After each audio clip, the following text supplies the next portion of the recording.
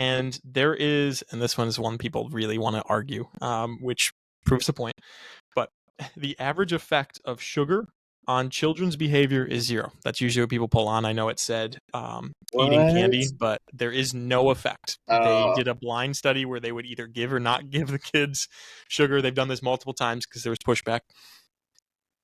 And then they did not tell the parents. They said, watch the kid and you tell us whether you think they've had sugar or not today, whether we gave them candy. The parents were not able to guess at any significant rate whether the kids had candy or not. It's just a kid. Kids have energy. That winds up being the bottom line. Huh. Yeah. And so, yeah, in those situations, if you Dang. thought that you knew anything, you just fell into what we would call that armchair Got quarterback armchair syndrome. quarterback. Man. Yeah. And I know there's So, some people out there that are like, I knew you couldn't see the Great Wall from space. so what is that? But my entire office, I did this as an activity and tried to see what they would think if they thought it was more or less. Yeah. Because I thought, if you can fool a bunch of other people who are into psych with a psych trick, that would be sick. I would get joy out of that. And the pushback I got on that one from the people with kids, through the roof. We had to Google it. We had to do research of our own to confirm that there is actually, the book is right, that there is no effect of sugar or Wow. candy on kids' behaviors. And Wow. it did come back that that is correct. And they were like, I still don't buy it. I'm like, no, I've given my kid candy before. I Man. bet you have.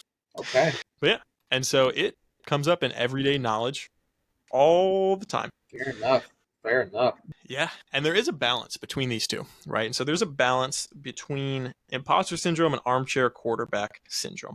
There's also, when you're a novice, you're kind of excluded from this unless you're really confident or really, really doubting, right? Most novices are learning and picking things up as they go, and that is pushing them along. They're not really in either bin. And then after a certain level of skill is hit, a certain level of confidence, that novice piece turns into what they say in the book is the confident humility zone.